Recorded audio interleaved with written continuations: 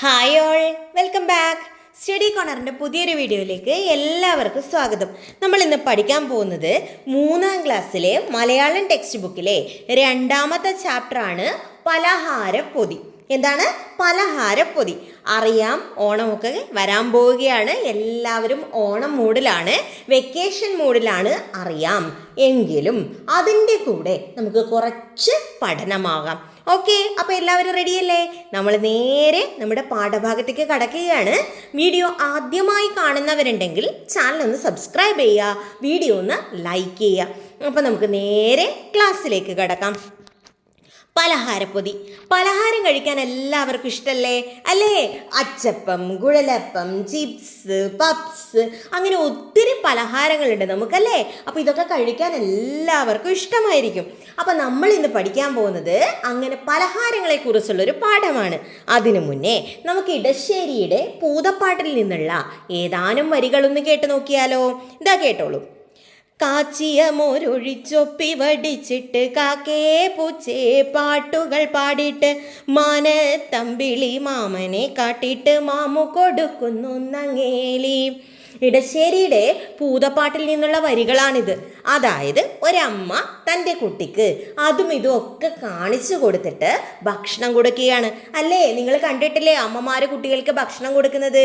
ദാ അവിടെ നോക്കിയേ, അവിടെ ഒരു കാക്ക, മോനെ അല്ലെങ്കിൽ മോളെ ഇതാ നോക്കിയേ, അവിടെ ഒരു പൂച്ച. അല്ലേ? ഇങ്ങനെയൊക്കെ പറഞ്ഞിട്ടായിരിക്കും അമ്മമാര് മക്കൾക്ക് ഭക്ഷണം കൊടുക്കുന്നത്. അതാണ് ഇടശ്ശേരിയുടെ ഈ വരികളിൽ പറയുന്നത്. എന്താ പറയുന്നത്? ഒന്നുകൂടെ വായിച്ചു നോക്കിയാലോ? കാച്ചിയ മോരൊഴിച്ചൊപ്പി വടിച്ചിട്ടു കാക്കേ പൂച്ചേ പാട്ടുകൾ പാടിയിട്ട് മാനത്തമ്പിളി മാമനെ കാട്ടിയിട്ട് മാമു കൊടുക്കുന്നു നങ്ങേലി. എന്നുണ്ട് കേട്ടോ. ഇതിൻ്റെ ബാക്കി ഒരുപാടുണ്ട്. ഏതാനും വരികൾ മാത്രം, ഒരു 4 വരികൾ മാത്രമാണ് നമ്മൾ അതിൽ നിന്ന് പാടിയത്. ഇനി നമുക്ക് നോക്കാം ഈ പാഠഭാഗത്തിനകത്ത് എന്തൊക്കെയാ ഉള്ളതെന്ന്. അതിനു മുന്നേ എല്ലാ കൂട്ടുകാർക്കും ഓണാശംസകൾ. എല്ലാവർക്കും ഹാപ്പി ഓണം. ഓക്കെ, നേരെ പാഠഭാഗത്തേക്ക്. ഞാനല്ല. ഒരു കുട്ടി പറയാണ് ഞാനല്ല. പേരക്ക പഴുത്തപ്പോൾ നിറമാദ്യം കണ്ടതും കൈ ചൂണ്ടിപ്പറഞ്ഞതും ഞാനല്ലേ. മാമ്പഴം മണത്തപ്പോൾ മൂക്കാദ്യം വിടർത്തതും കൈനീട്ടിച്ചാടിയതും ഞാനല്ലേ. നെയ്യപ്പം വെന്തപ്പോൾ നാക്കൂന്നുണച്ചതും ഉളികണ്ണാൽ നോക്കിയതും ഞാനല്ലേ. പേരക്ക പറിച്ചതും കറുമുറാ തിന്നതും മാമ്പഴം മുറിച്ചതും ഗുളുകുളാ തിന്നതും നെയ്യപ്പം കടിച്ചതും കശകശാ തിന്നതും ഞാനല്ല കുഞ്ഞേട്ടൻ. മക്കൾ, ഇതെന്താണെന്നൊന്ന് കേട്ട് നോക്കിയാലോ? ഒന്നുകൂടെ വായിക്കാം. ഒരു കുട്ടി പറയാണ്, പേരക്ക പഴുത്തപ്പോൾ നിറമാദ്യം കണ്ടതും കൈ ചൂണ്ടിപ്പറഞ്ഞതും ഞാനല്ലേ. പേരക്ക പഴുക്കുന്നുണ്ടെന്ന് അതിൻ്റെ നിറം നോക്കി ആദ്യം മനസ്സിലാക്കിയതും കൈ ചൂണ്ടിയിട്ടത് പറഞ്ഞു തന്നതും ആരാണ്? ഞാനാണ്. മാമ്പഴം പഴുത്തപ്പോലെ മാമ്പഴത്തിൻ്റെ മണം കെട്ടിയപ്പോൾ, അതായത് മാമ്പഴം മണത്തപ്പോൾ മൂക്കാദ്യം വിടർത്തതും, അല്ലെ? മൂക്ക് നമ്മളിങ്ങനെ മണം പിടിക്കാൻ ഇങ്ങനെ വിടർത്തി നോക്കൂലേ? അങ്ങനെ മൂക്കാദ്യം വിടർത്തിയതും കൈനീട്ടിച്ചാടിയതും ഞാനല്ലേ. ആ മാമ്പഴം പറിക്കാൻ വേണ്ടിയിട്ട് കൈനീട്ടിച്ചാടിയതും ഞാൻ തന്നെയാണ്. നെയ്യപ്പം വെന്തപ്പോൾ നാക്കുനുണച്ചതും ഒളികണ്ണാൽ നോക്കിയതും ഞാനല്ലേ. നെയ്യപ്പം അമ്മ ചുടുന്ന സമയത്ത്, അല്ലെങ്കിൽ അച്ഛൻ ചുടുന്ന സമയത്ത് നാക്ക് വെറി കൊണ്ടല്ലേ, കൊതി കൊണ്ട് നാക്ക് നുണച്ചതും ഒളികണ്ണിട്ട് നോക്കിയതും ആരാണ്? ഞാനാണ്.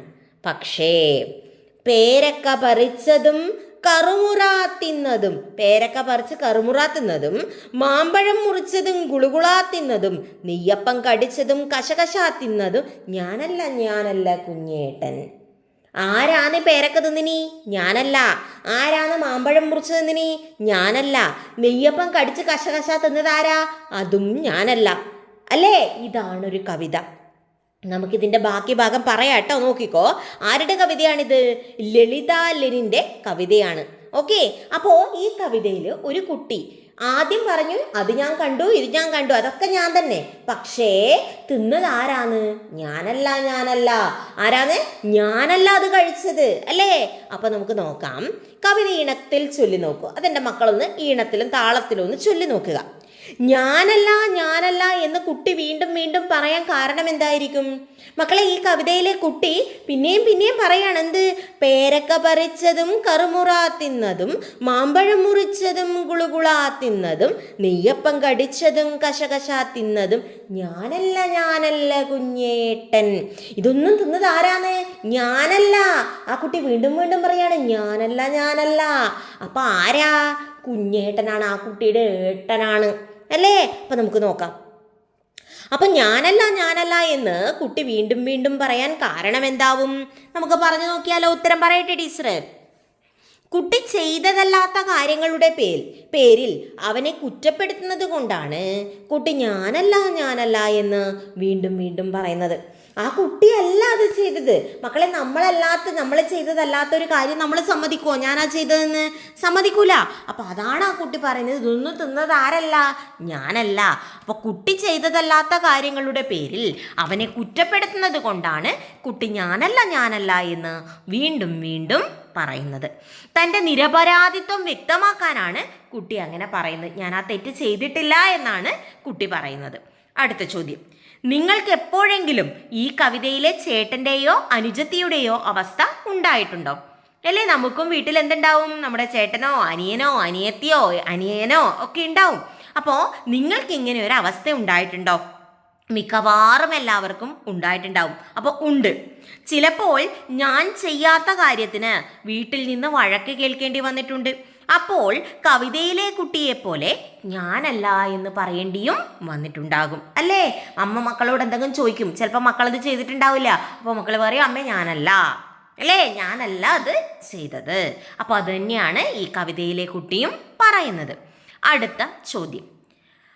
അടുത്ത പാഠഭാഗം കയ്പും മധുരവും എന്ന രണ്ടാമത്തെ പാഠഭാഗത്തിന്റെ കണ്ടിന്യൂവേഷനാണ്. നോക്കാം മക്കളെ. അതിനു മുന്നേ വീഡിയോ ആദ്യമായി കാണുന്നവരുണ്ടെങ്കിൽ ചാനൽ ഒന്ന് സബ്സ്ക്രൈബ് ചെയ്യുക, വീഡിയോ ഒന്ന് ലൈക്ക് ചെയ്യുക. ഓക്കെ, അപ്പോൾ റെഡിയല്ലേ? കയ്പും മധുരവും.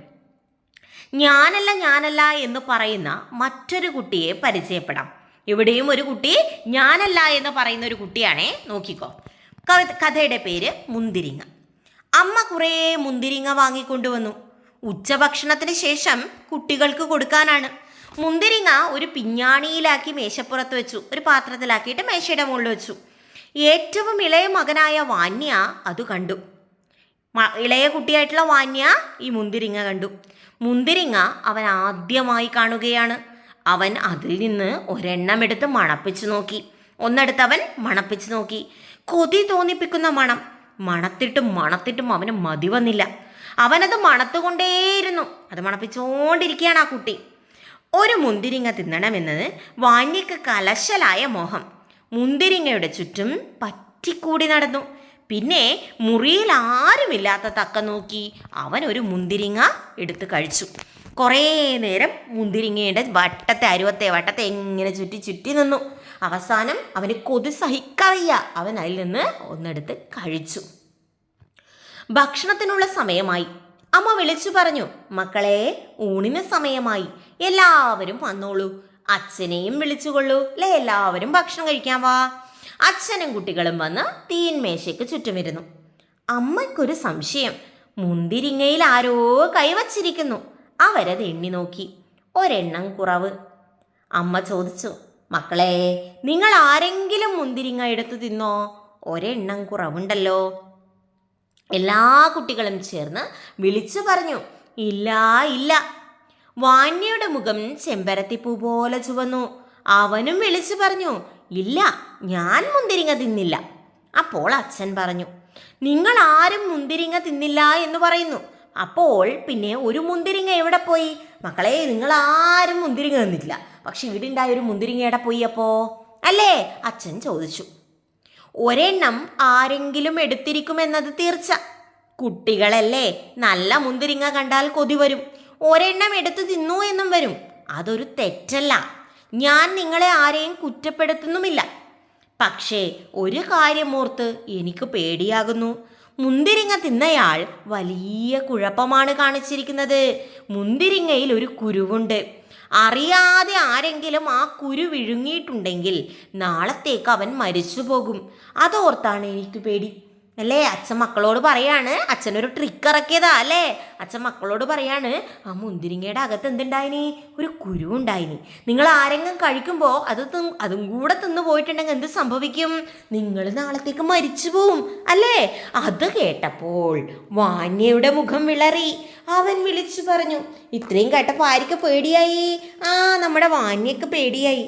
അപ്പോൾ വാന്യ പറഞ്ഞു, ഞാൻ കുരു തിന്നില്ല അച്ഛാ, ഞാനത് ജനലിൽ കൂടി പുറത്തേക്ക് എറിഞ്ഞു കളഞ്ഞു. അവസാനം കുട്ടി സമ്മതിച്ചു. എന്താ? ഞാൻ കുരുവൊന്നും തിന്നിട്ടച്ചാ, ഞാനത് പുറത്തേക്ക് ചാടി. അത് കേട്ട് അച്ഛനും അമ്മയും കുട്ടികളും ചേർന്ന് ചിരിച്ചു. എന്നാൽ വാന്യ ചിരിച്ചില്ല, അവൻ കരഞ്ഞു. ഇത് കേട്ട് ഇവൻ പറഞ്ഞത് കേട്ട് എല്ലാവരും ചിരിച്ചു. പക്ഷെ ഈ കുട്ടിയോ? അവൻ കരഞ്ഞു. കാരണം എന്താ? അവൻ ചെയ്ത തെറ്റ് എല്ലാവർക്കും മനസ്സിലായി. ഇത് ടോൾസ്റ്റോയ് കഥകളിൽ നിന്നുള്ള ഒരു കഥയാണ്. മക്കൾക്ക് കഥ മനസ്സിലായല്ലോ. ഈ കഥയെ ബേസ് ചെയ്ത് കുറച്ച് ചോദ്യങ്ങളും കൂടി ടെക്സ്റ്റ് ബുക്കിലുണ്ട്. നമുക്ക് ആ ചോദ്യങ്ങൾ കൂടി ഒന്ന് പഠിക്കാം. നോക്കിക്കോളും. വീട്ടിലെല്ലാവരും ചിരിച്ചപ്പോഴും വാന്യ കരയാൻ എന്താവും കാരണം? എല്ലാവരും ചിരിക്കുകയാണ്, പക്ഷെ വാന്യ കരയാണ്. എന്താ കാരണം? നോക്കാം. വാന്യ മുന്തിരിങ്ങ തിന്നതുകൊണ്ട് പിടിക്കപ്പെടുമെന്ന ഭയത്തിലായിരുന്നു. പിടിക്കപ്പെട്ടല്ലോ എന്ന സങ്കടം കൊണ്ടാണ് വാന്യ കരഞ്ഞത്. മനസ്സിലായോ മക്കളെ? വീഡിയോ ഒന്ന് ലൈക്ക് ചെയ്യണം, ചാനലൊന്ന് സബ്സ്ക്രൈബ് ചെയ്യണേ. അപ്പോൾ ചോദ്യം മനസ്സിലായി, ഉത്തരവും ക്ലിയർ ആയി അല്ലേ? അതായത് വാന്യ മുന്തിരിങ്ങ തിന്നതുകൊണ്ട് പിടിക്കപ്പെടുമെന്ന പേടിയിലാണ് ഉണ്ടായത്. അങ്ങനെ പിടിക്കപ്പെട്ടല്ലോ എന്ന സങ്കടം കൊണ്ടാണ് ആര് കരഞ്ഞത്? നമ്മുടെ വാന്യ കരഞ്ഞത്. പഠിച്ചല്ലോ. അടുത്ത ചോദ്യം. ഈ കഥയിൽ നിങ്ങൾക്ക് ഏറ്റവും ഇഷ്ടപ്പെട്ട കഥാപാത്രം ആരാണ്? എന്തുകൊണ്ട്? ആരെയാണ് എൻ്റെ മക്കൾക്ക് ഈ കഥയിൽ ഏറ്റവും ഇഷ്ടം? എനിക്ക്, ടീച്ചർക്ക് ഏറ്റവും ഇഷ്ടപ്പെട്ട കഥാപാത്രം അച്ഛനാണ്. എന്താ കാരണം എന്നറിയോ? ഇവിടെ അച്ഛൻ ബുദ്ധിമാനും സ്നേഹമുള്ളവനുമാണ് അല്ലേ? ആ കുട്ടീനെ ചീത്ത പറഞ്ഞില്ല, ആ കുട്ടിയെ അടിച്ചില്ല, പകരം എന്ത് ചെയ്തു? സ്നേഹത്തോടെ അവിടെ ഒരു ബുദ്ധി പ്രയോഗിച്ചു. കുട്ടികളുടെ തെറ്റുകൾ മനസ്സിലാക്കി അവരെ പേടിപ്പിക്കാതെ കാര്യങ്ങൾ ബോധ്യപ്പെടുത്താൻ അച്ഛൻ ശ്രമിക്കുന്നു. അതുകൊണ്ട് അച്ഛനെയാണ് ടീച്ചർക്ക് ഇഷ്ടപ്പെട്ടത്. എൻ്റെ മക്കൾക്ക് ആരെയാണ് ഇഷ്ടപ്പെട്ടത്? അതെൻ്റെ മക്കൾ എഴുതുക. അടുത്തത്, അച്ഛൻ പ്രയോഗിച്ച സൂത്രം നിങ്ങൾക്ക് ഇഷ്ടമായോ? എന്തുകൊണ്ട് ഇഷ്ടമായി? മക്കൾക്ക് ഇഷ്ടമായോ ഇവിടുത്തെ അച്ഛനെ? എന്തുകൊണ്ടാണ് അച്ഛൻ പ്രയോഗിച്ച സൂത്രം മക്കൾക്ക് ഇഷ്ടപ്പെട്ടത്? കാര്യം എന്താണെന്നറിയോ? കുട്ടികളെ ശിക്ഷിക്കുകയോ വഴക്കു പറയുകയോ ചെയ്യാതെ ബുദ്ധിപൂർവം കാര്യങ്ങൾ മനസ്സിലാക്കി കൊടുക്കാൻ അച്ഛൻ ഉപയോഗിച്ച സൂത്രമാണത്. അതുകൊണ്ട് അച്ഛൻ്റെ രീതി എനിക്കിഷ്ടപ്പെട്ടു അല്ലേ? അതായത് കുട്ടികളെ ചീത്ത പറഞ്ഞില്ല, തല്ലിയില്ല അല്ലേ? അങ്ങനെ ബുദ്ധിപൂർവം കാര്യങ്ങൾ മനസ്സിലാക്കി കൊടുക്കാൻ ആർക്ക് പറ്റി? അച്ഛന് പറ്റി. അതുകൊണ്ട് അച്ഛൻ്റെ രീതി ടീച്ചർക്ക് വളരെ ഇഷ്ടപ്പെട്ടു. ഓക്കെ, അപ്പം അതുപോലെ എൻ്റെ മക്കളും കൃത്യമായി എഴുതുക. ഇത് തന്നെ എഴുതിയാൽ മതി. അടുത്ത ഒരു ചോദ്യം കൂടി. ഇത്രയും എഴുതിയാൽ നമുക്ക് ഇതും കൂടെ പഠിച്ചാൽ നമുക്ക് ഇന്നത്തെ ക്ലാസ് അവസാനിപ്പിക്കാം. മുന്തിരിങ്ങ കിട്ടിയ ദിവസം വാന്യ എഴുതാനിടയുള്ള ഒരു ഡയറി എഴുതുക. നമുക്ക് നോക്കാം. ഡയറി എഴുതുമ്പോൾ ആദ്യം വേണ്ടത് എന്താണ്? ഡേറ്റ് എഴുതണം. പിന്നെയോ ദിവസം എഴുതണം. അപ്പോൾ ഇവിടെ ടീച്ചർ ഇന്നത്തെ ഡേറ്റ് കൊടുക്കുകയാണ്, 21/8/2026. ഏതാ ദിവസം? വെള്ളിയാഴ്ച. ഇന്ന് എനിക്ക് വളരെ സന്തോഷവും സങ്കടവും ഉണ്ടായ ദിവസമായിരുന്നു. എനിക്ക് മുന്തിരിങ്ങ വളരെ ഇഷ്ടമാണ്. ഞാൻ മുന്തിരിങ്ങ തിന്നു. പക്ഷേ അത് വീട്ടുകാരറിഞ്ഞപ്പോൾ എനിക്ക് പേടിയായി. എല്ലാവരും ചിരിച്ചപ്പോൾ എനിക്ക് സങ്കടമായി. ഞാൻ കരഞ്ഞുപോയി. അച്ഛൻ എന്നോട് സ്നേഹത്തോടെ സംസാരിച്ചു. ഇനി തെറ്റ് ചെയ്യാതെ ശ്രദ്ധിക്കണമെന്ന് ഞാൻ തീരുമാനിച്ചു. ഇങ്ങനൊരു ഡയറി എഴുതിക്കൂടെ നമ്മുടെ വാന്യക്ക് അല്ലേ? വാന്യക്ക് അന്ന് സന്തോഷം ഉണ്ടായി. എന്താ സന്തോഷത്തിന് കാരണം? മുന്തിരിങ്ങ കിട്ടി. എന്താ സങ്കടത്തിന് കാരണം? മുന്തിരിങ്ങ വാന്യാണ് തിന്നതെന്ന് എല്ലാവർക്കും മനസ്സിലായി. അതുകൊണ്ട് അവന് സങ്കടമായി. അപ്പോൾ ഒന്നുകൂടെ ടീച്ചറെ ഡയറി വായിക്കാം. ആദ്യം എന്ത് ചെയ്യണം? ഡേറ്റ് എഴുതണം. പിന്നെയോ ദിവസം എഴുതണം. അപ്പോൾ ഇവിടെ 21/8/2026 വെള്ളി. ഇന്ന് എനിക്ക് വളരെ സന്തോഷവും സങ്കടവും ഉണ്ടായ ദിവസമായിരുന്നു. എനിക്ക് മുന്തിരിങ്ങ വളരെ ഇഷ്ടമാണ്. ഞാൻ മുന്തിരിങ്ങ തിന്നു. പക്ഷേ അത് വീട്ടുകാരറിഞ്ഞപ്പോൾ എനിക്ക് പേടിയായി. എല്ലാവരും ചിരിച്ചപ്പോൾ എനിക്ക് സങ്കടമായി. ഞാൻ കരഞ്ഞുപോയി. അച്ഛൻ എന്നോട് സ്നേഹത്തോടെ സംസാരിച്ചു. ഇനി തെറ്റ് ചെയ്യാതെ ശ്രദ്ധിക്കണമെന്ന് ഞാൻ തീരുമാനിച്ചു. അപ്പം എൻ്റെ മക്കളെ, ഇത്രയാണ് ഇന്നത്തെ ക്ലാസ്. നന്നായിട്ട് പഠിക്കുക. എല്ലാവർക്കും ഒരിക്കൽ കൂടി ടീച്ചറുടെ ഹൃദയം നിറഞ്ഞ ഓണാശംസകൾ. അപ്പം നമുക്ക് അടുത്ത ക്ലാസ്സിൽ വീണ്ടും കാണാം. അതുവരേക്കും ഗുഡ് ബൈ. നമ്മുടെ ചാനലൊന്ന് സബ്സ്ക്രൈബ് ചെയ്യുക, വീഡിയോ ഒന്ന് ലൈക്ക് ചെയ്യുക. അപ്പോൾ അടുത്ത ക്ലാസ്സിൽ കാണാം മക്കളെ. Okay, by.